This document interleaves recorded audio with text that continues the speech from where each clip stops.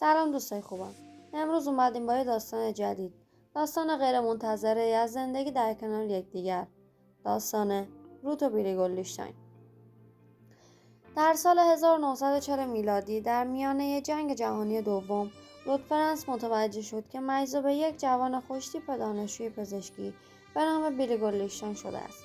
اونها به مدت کوتاهی همدیگر رو ملاقات کردند و در حالی که احساس می‌کردند جرقه بینشون وجود داره، مسیر زندگی هر دوی اونها متفاوت شد و اونها را از هم دور کرد.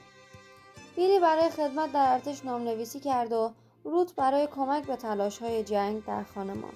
سالها گذشت، ازدواج کردند و تشکیل خانواده دادند و بدون اینکه بدونند زندگی اونها رو دوباره در کنار هم قرار خواهد داد. پس از گذشت تقریباً 3 دهه، روت و بیلی هر دو متوجه شدند که در شرف طلاق هستند.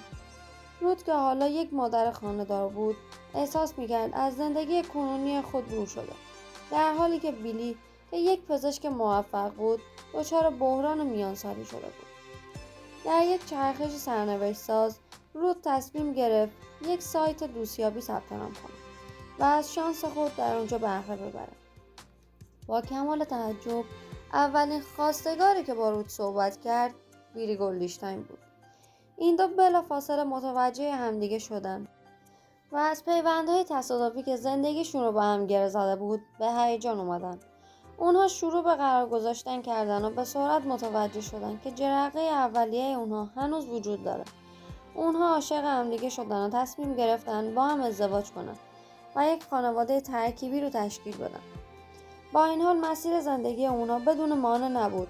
این زوج با چالش‌هایی از قبیل فرزندان متفاوت، مسائل مالی و فشارهای جامعه روبرو شدن.